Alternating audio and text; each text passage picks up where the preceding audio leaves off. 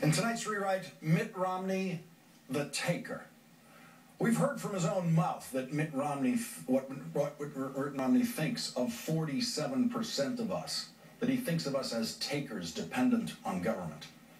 Here's a picture of Mitt Romney, the taker, in 1968. That's Mitt Romney on a beach in France taking a special draft deferment given only to Mormons, which allowed him to escape service in the Vietnam War. There he is, the very picture of obliviousness. Oblivious to the fact that while he was playing in the sand on French beaches, beaches where 2,500 Americans died in one day in World War II, thousands and thousands and thousands of young Americans his age were dying in Vietnam for a foolish war that America was on its way to losing, a war that the oblivious young Mr. Romney fully supported.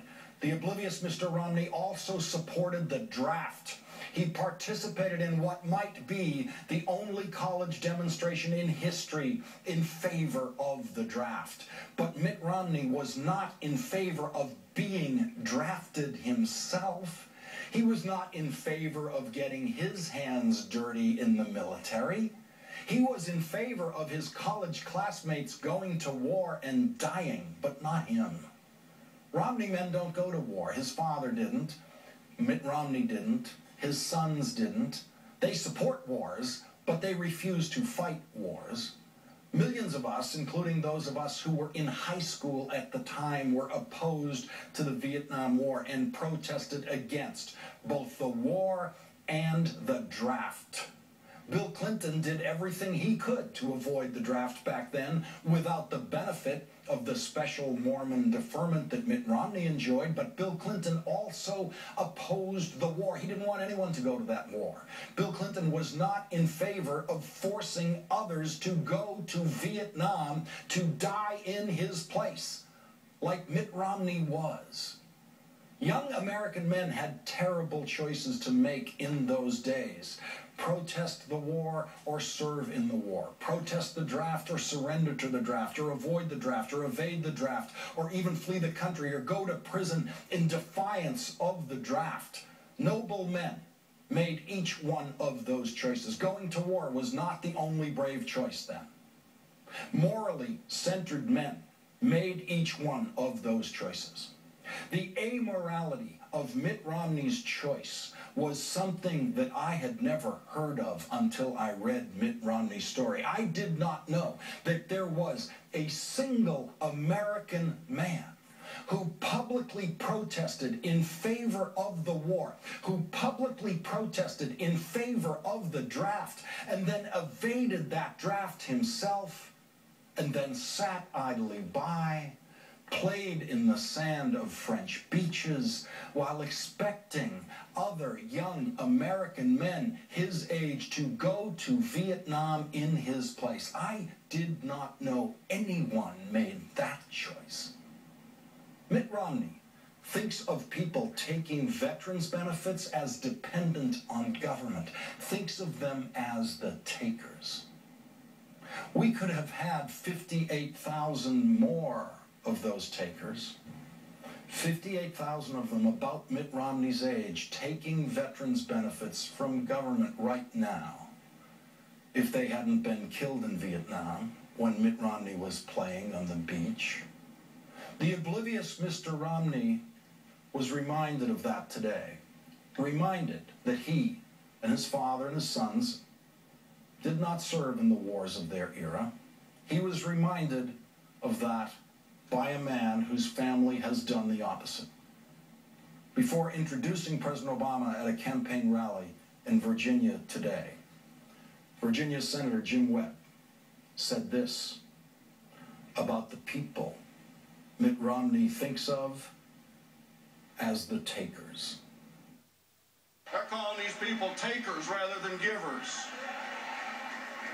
Let me say something about veterans' benefits. I grew up in the military. My dad was a pilot, flew in World War II, the Berlin Airlift.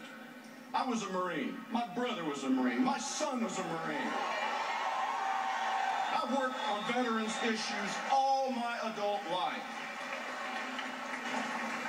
Governor Romney and I are right about the same age.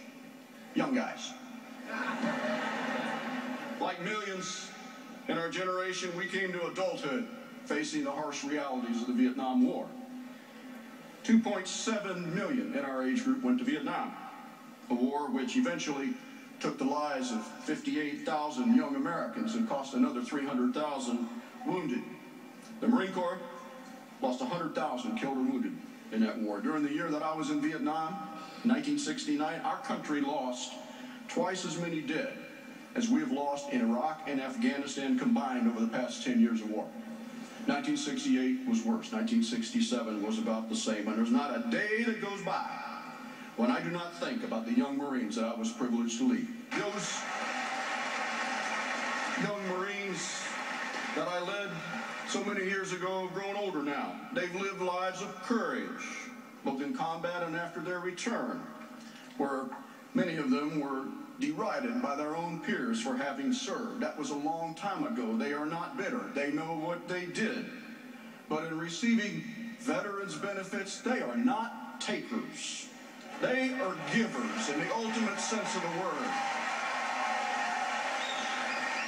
There's a saying among war veterans, all gave some gave all. That's not a culture of dependency. It's a part of a long tradition that gave this country its freedom and its independence.